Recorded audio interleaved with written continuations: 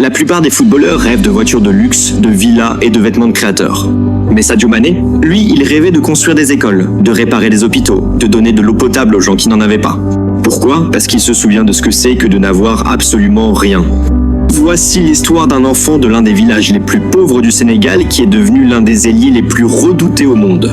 Un homme qui a remporté la Première Ligue, la Ligue des Champions, la Coupe d'Afrique des Nations 2 fois et qui n'a jamais oublié d'où il venait. Le garçon de Bambali.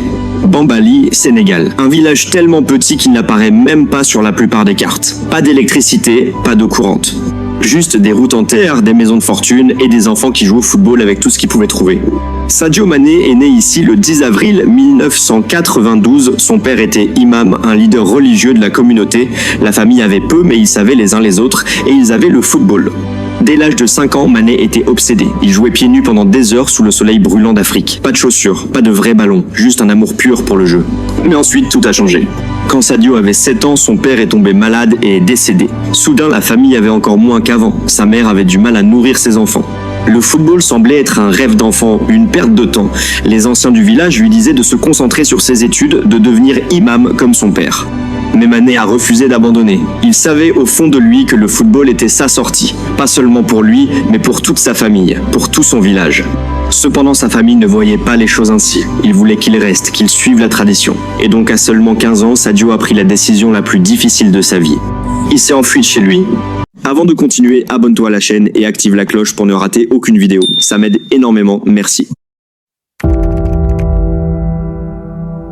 Sans argent, sans plan et sans permission, Mané a quitté Bambali au milieu de la nuit. Il a marché, puis il a fait de l'autostop. Sa destination, Dakar, la capitale du Sénégal, à plus de 400 km.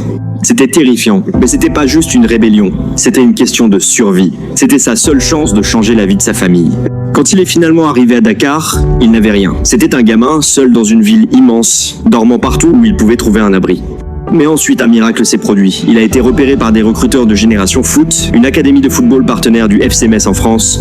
Ils ont vu quelque chose de spécial chez ce gamin maigre et déterminé du village. Une vitesse brute, une faim, un courage sans limite. Et donc à 19 ans, Sadio Mané est parti en France pour rejoindre Metz. Pour la première fois de sa vie, il avait des chaussures qui lui allaient, un vrai terrain pour s'entraîner, un vrai encadrement. Mais le choc culturel était énorme. La barrière de la langue, le temps froid, la solitude, c'était accablant. Et pire encore, sa famille était furieuse. Il se sentait trahi. Sa mère refusait de lui parler. Mais Mané n'a pas abandonné. Il ne pouvait pas. Il y avait trop en jeu. Après avoir eu du mal à Metz, Mané a rejoint le Red Bull Salzbourg en Autriche. Et c'est là que tout a cliqué. Lors de sa première saison complète, il a marqué 30 et un but toutes compétitions confondues. 31. Les défenseurs ne pouvaient pas gérer sa vitesse, ses dribbles, sa détermination. Soudain, le gamin de Bambali terrorisait la Bundesliga autrichienne. Et les grands clubs ont commencé à remarquer.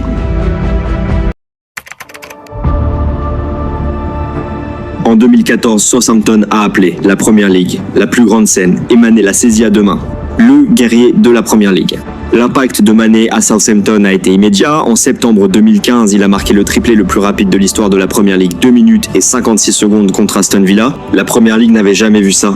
Mais ce n'était que l'échauffement, parce qu'à travers le pays, un entraîneur regardait. Un tacticien allemand qui venait d'arriver à Liverpool, Jürgen Klopp. À l'été 2016, Klopp a fait de Mané sa première grande recrue pour Liverpool. 34 millions de livres. Certains ont ri. Trop cher pour un joueur de Southampton, disait-il. Il ne justifiera jamais ce prix, affirmait-il. Ils avaient tellement tort. Mané ne s'est pas seulement adapté à Liverpool, il en est devenu le cœur battant. Aux côtés de Mohamed Salah et Roberto Firmino, il a formé l'un des trios offensifs les plus meurtriers de l'histoire du football. Ensemble, ils étaient plus affamés. Et cette fois, le destin était de leur côté. Champion de tout. 1er juin 2019, Madrid, Tottenham Hotspur contre Liverpool, la finale de la Ligue des Champions, et qui a brillé? Sadio Mané. Pas avec le premier but, mais avec une pression implacable et une présence cruciale tout au long du match. Liverpool a gagné 2-0. Le gamin de Bambali était maintenant champion d'Europe. Mais il n'avait pas fini. La saison suivante, Liverpool a dominé l'Angleterre comme aucune équipe ne l'avait fait depuis des décennies. Ils ont remporté la Première Ligue pour la première fois en 30 ans, et Mané, il était électrique et 18 buts. D'innombrables passes décisives, injouables. Les défenseurs redoutaient de l'affronter. Sa vitesse était effrayante, sa finition était clinique. Mais ce qui rendait Mané vraiment spécial, ce n'était pas seulement son talent. C'était son humilité, son éthique de travail, sa mentalité d'équipe d'abord. Klopp l'adorait, ses coéquipiers l'adoraient, les fans le vénéraient, parce que Sadio Mané n'avait jamais oublié d'où il venait. Et cela nous amène à la partie la plus importante de son histoire, l'homme qui donne tout. En 2019, une photo est devenue virale. Elle montrait Sadio Mané, l'un des meilleurs footballeurs du monde, se promenant à Liverpool avec un écran d'iPhone cassé. Les gens étaient choqués. Pourquoi ne le répare-t-il pas ? Demandait-il. Il gagne des millions. Mais quand les journalistes l'ont interrogé à ce sujet, la réponse de Mané a tout dit. Pourquoi voudrais-je 10 Ferraris, 20 montres en diamant ou 2 avions ? Que feront ces objets pour moi et pour le monde ? J'avais faim et j'ai dû travailler dans les champs. J'ai survécu à des moments difficiles, j'ai joué au football pieds nus, je n'ai pas d'éducation et beaucoup d'autres choses. Mais aujourd'hui, avec ce que je gagne grâce au football, je peux aider mon peuple. J'ai construit des écoles, un stade, nous fournissons des vêtements, des chaussures, de la nourriture pour les gens qui vivent dans l'extrême pauvreté. De plus, je donne 70 € par mois à toutes les personnes d'une région très pauvre du Sénégal. Je n'ai pas besoin d'afficher des voitures de luxe, des maisons de luxe, des voyages et même des avions. Je préfère que mon peuple reçoive un peu de ce que la vie m'a donné. Laissez ça vous pénétrer. Mané n'a pas seulement parlé de redonner, il a construit un hôpital à Bambali, un hôpital qui fournit des soins de santé gratuits à des milliers de personnes. Il a construit une école pour que les enfants n'aient pas à marcher des heures juste pour apprendre. Il a financé un service postal et fourni des allocations mensuelles aux familles dans le besoin. Il a même acheté des ordinateurs portables et des routeurs 4G pour que les étudiants puissent étudier, tout en gagnant beaucoup moins que Ronaldo ou Messi. Parce que pour Sadio Mané, le succès n'a jamais été une question de gloire personnelle, c'était de relever son peuple. Malgré tout son succès en Europe, il y avait un trophée qui hantait Mané, la Coupe d'Afrique des Nations. Le Sénégal ne l'avait jamais gagnée. Et en 2019, ils en étaient si proches, seulement pour perdre la finale contre l'Algérie. Mais ensuite est venu 2021, le tournoi s'est déroulé au Cameroun et le Sénégal était prêt, match après match, ils se sont battus. Et en finale, ils ont affronté l'Égypte de Mohamed Salah, son coéquipier de Liverpool. Le match est allé au tir au but, la pression était insupportable et qui s'est avancé pour tirer le pénalty gagnant du Sénégal. Sadio Mané, il s'est avancé, a placé le ballon, a regardé le gardien et l'a fracassé au fond des filets. Le Sénégal avait enfin remporté la Coupe d'Afrique des Nations et leur héros, le garçon de Bambali. Quand il est rentré chez lui, tout le pays a célébré. Des milliers de personnes bordaient les rues. Les gens pleuraient de joie parce que Mané n'avait pas seulement remporté un trophée. Il avait donné à toute une nation quelque chose qu'elle attendait depuis des décennies, la fierté. Mais l'histoire ne s'arrête pas là, parce que 4 ans plus tard, en janvier 2025, Sadio Mané l'a refait. Le roi d'Afrique, Cannes 2025. Le Maroc accueillait le tournoi. À 32 ans, il était maintenant un leader, un mentor, une légende vivante.